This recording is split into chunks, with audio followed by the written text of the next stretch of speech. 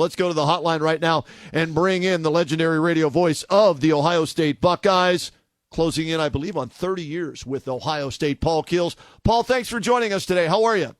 I'm good. How you guys doing? We're fantastic, especially after what happened a week from yesterday, right? A week ago yesterday when the Buckeyes took care of Notre Dame to finish that amazing 4-game run, Paul, and be crowned national champions. And the question I'll ask you is the one that we asked Brian Hartline and other beat reporters that have covered the Buckeyes, right? After that Michigan game, from being up there watching and calling the games, where did you see the change, or what was the difference where they just came out and dominated for 4 straight games? I think they played angry, and they played with a purpose that was the result of that Michigan game. They were embarrassed about how that game played out, about how they played, about how they coached. I think they were embarrassed about what went on the field after that game, and they used it as motivation. Now, that's easy for us to say. We don't know if that's true or not, but they certainly seem like that fueled them. And then when you saw them come out and play in that home game against Tennessee, even with a bunch of Tennessee fans in the stadium, they just jumped into things with a purpose that seemed to be stoked because of that bad performance against Michigan and that bad result. Paul, as Kenny said, you've been at this quite a while, and you've called multiple championships. Is there a team that you compare this one to at Ohio State from other Buckeye teams?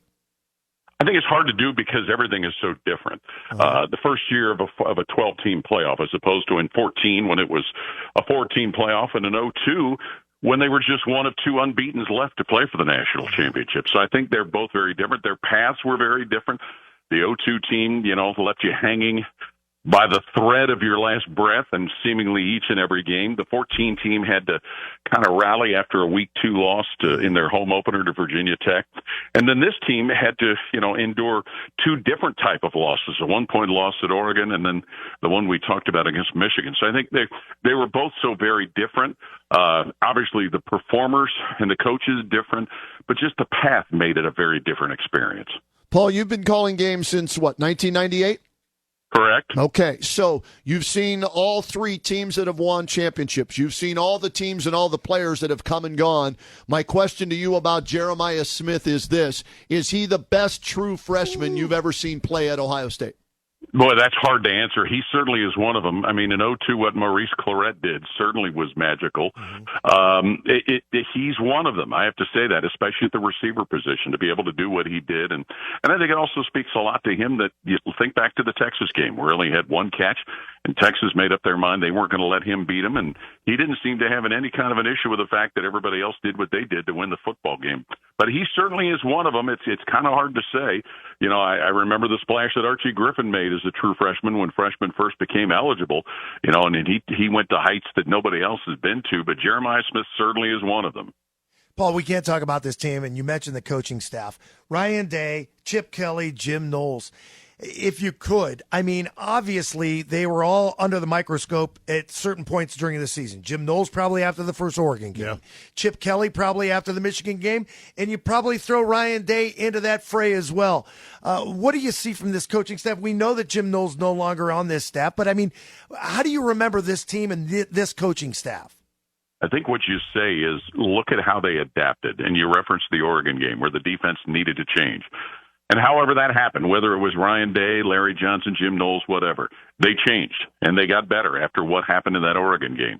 You saw what they did through the course of the rest of the season all the way through the playoffs. I think when you saw offensively how they adjusted, they fell into whatever that trap was that, got them to the way they played against Michigan. They adjusted, and they came out and they got the ball to playmakers that they didn't get it to in the Michigan game. So I think when you think about this coaching staff, it's the fact that they adapted and adjusted to everything they had.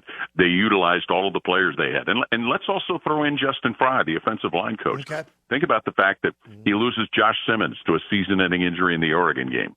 He loses Seth McLaughlin, the Remington Award-winning center. He loses Zen Mahalski, who replaced Simmons briefly, even though Mahalski came back in the playoffs.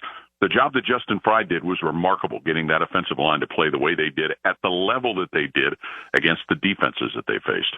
Buckeyes radio voice Paul Keels joining us here on the Kenny and JT show.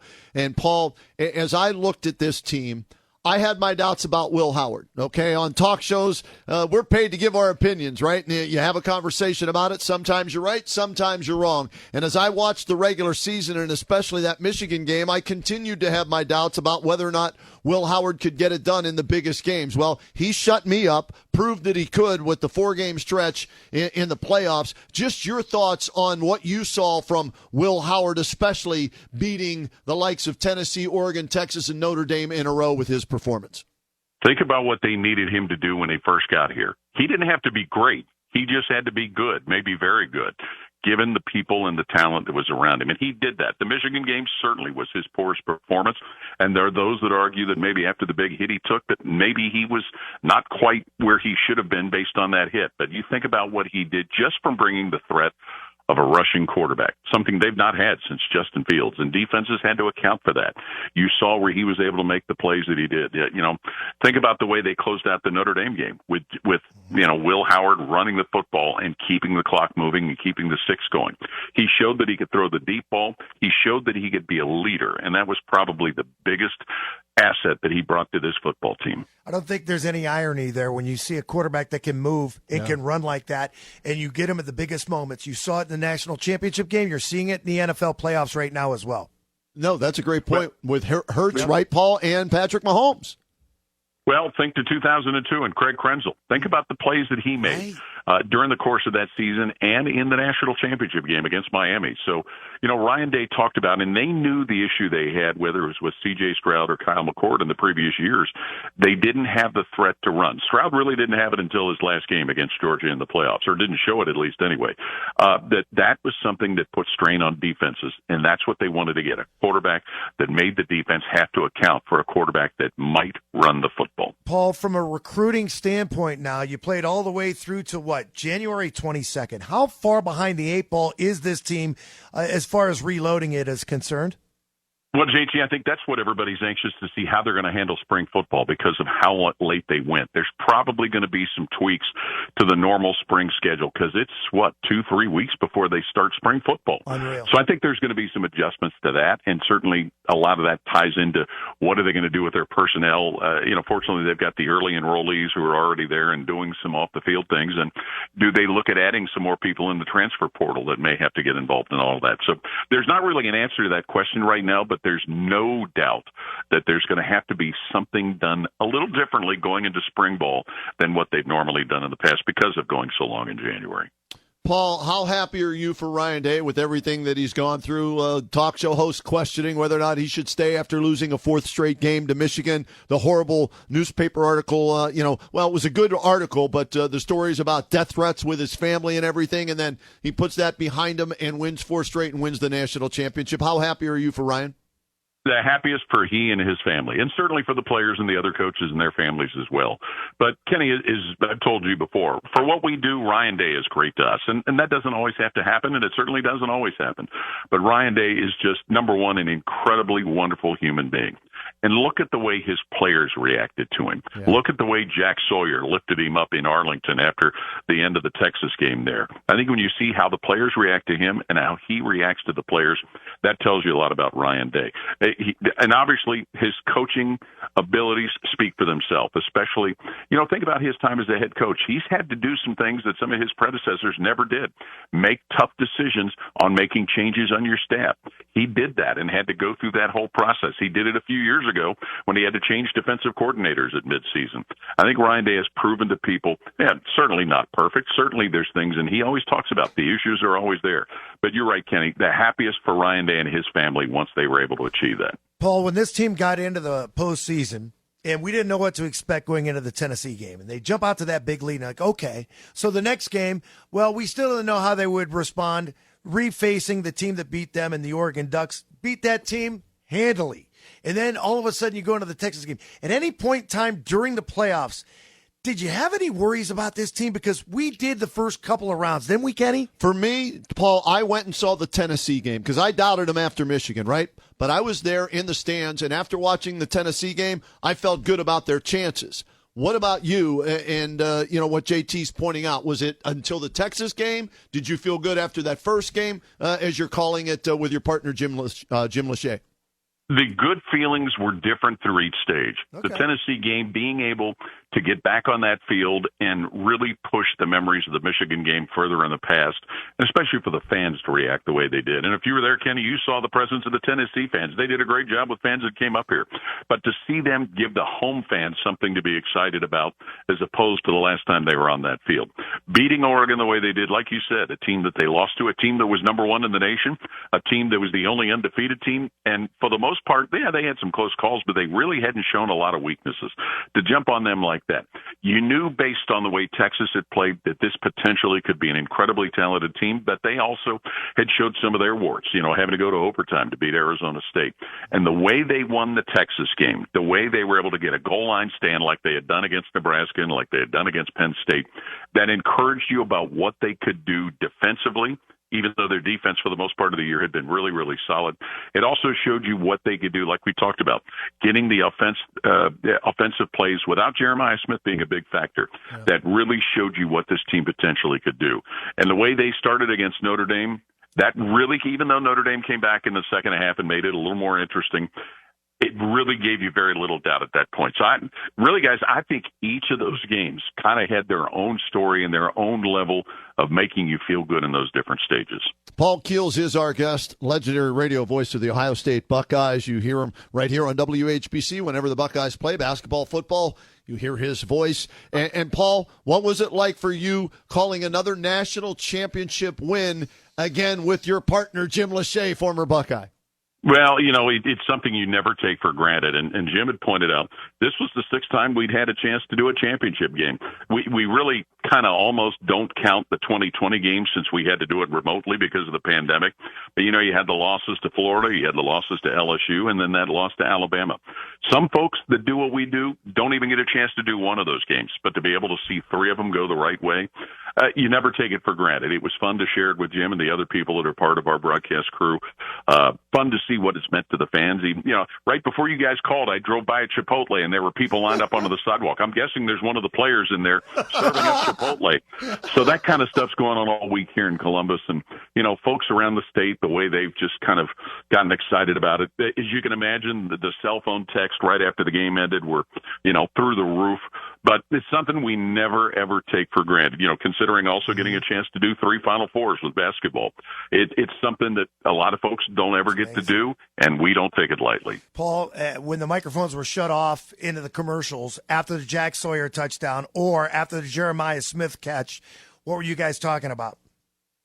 We were kind of numb to it all. Maybe exhausted is the right word, because it's been a good thing, but all of the travel, when you combine not only the 3 away games for football, but intertwining basketball with it, it's been exhausting, but it's a good exhausting. It was one of those we just kind of took a deep breath and looked around and just kind of soaked it in a little bit. But it also went back to the question you guys asked a little while ago.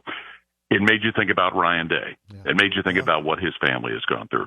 It made you here's a story you guys will like. I had a discussion at the end of the summer before the season started with a friend of mine who is a diehard and somewhat over-the-top Ohio State fan who made the comment, well, if they lose to Michigan, Day's gone.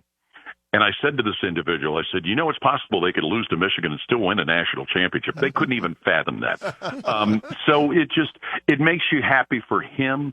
It makes you happy, certainly, for those players, so many of them that have had all of their different journeys. A guy like Cody Simon, who 2 years ago lost his starting job, but there he was playing his best football in the postseason. So there's just so many reasons to be excited about, and we were just thrilled to be along for the ride. Yeah, Paul, I had a conversation with a buddy of mine, right?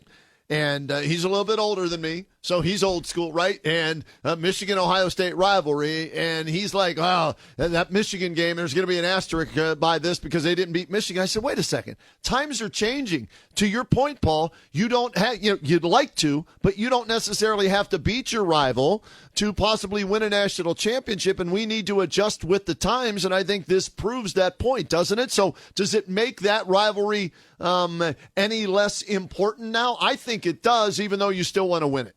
No, it's still important because that's why people come to Ohio State. That's why players go to Michigan. That's why they go to both schools. That's why fans get so excited about that Saturday after Thanksgiving. And I think it always will be important. And, if Michigan gets back to the level that they've been, it's going to be the kind of a game that will have an effect on who wins the Big Ten championship. So it's just different. Here's the converse argument with all of that. All right. We thought back a lot to the 90s and some of those outstanding teams that Coach Cooper had. But one loss kept them from playing for a national championship. Yep. If there'd been a 14 playoff, and especially a 12-team playoff, Coach Cooper had teams that would have won national titles, but he didn't have it. This is the new world of college football. It's the transfer portal, it's name, image, and likeness, but it's also a 12-team playoff that lets one and maybe not two losses entirely damage your chance to be able to play for a national championship. Speaking of name, image, and likeness, how's my buddy Ronnie Stokes doing? Oh, Ronnie's the best. Ronnie is, I just spent time with him not only last night at the game today when we did the coaches show with Jake Diebler. The great thing about Ronnie, as well as Jim Lachey, they are so excited to be able to do what it is they do for their university. Guys that had great careers as Buckeyes players. They've gone on to do great things, not only as business people, but as husbands and fathers and grandfathers. And every chance I get to spend around them, it makes my life better. I have to ask you this question from a fun perspective, Paul. Do you ever get to watch a sporting event that you don't call? And if so, what's the last enjoyable moment you had as a fan where you're not prepping your boards and you're preparing, interviewing coaches, and calling a game on a radio or TV? Well, as a lifelong Reds and Bengals fan, certainly I do, and that's always a lot of fun, and even with the Blue Jackets here in Columbus. But maybe the last one, really, Kenny, that would fit that bill would have been when the Bengals won the AFC Championship and they beat the Chiefs in Kansas City, something that, as we've seen in recent years now, other people have a hard time to do. But it's great. Plus, just having the chance to, that's the great thing about the Internet and the tune-in apps and all of that, being able to listen to other games, whether it's college or pro. Especially when I'm on the road, there's no better way to wind down and relax and be a little brain dead than to be able to, take in other sporting events, whether it's on TV, whether it's on radio or in person, because certainly during the summer, it's neat to go sit at Huntington Park and watch the Columbus Clippers and have a few cold ones. So, it's great to be able to do that. Yeah, I feel you on that. We do this Monday through Friday, 4 hours a day. So, yeah, when we get to get away and enjoy what we enjoy without having to kind of work it, it makes it that much more enjoyable. But we're all jealous of what you and Jim Lachey get to do. As you mentioned, 6 national championship games you've got to call since 98, 3 winners, 3 different head coaches, 3 different paths to victory. And boy, how lucky you were to do that, Paul. So kudos to you and Jim for your calls and the professionalism you guys bring and the excitement you bring through the radio. Well, and we appreciate you guys as an affiliate up there, keeping everybody informed on the Buckeyes. Paul, tell Jim we said hello and thank you for everything, and we'll talk to you again somewhere down the road, all right? All right, guys, take care. There he is, the legendary voice, Paul Keels.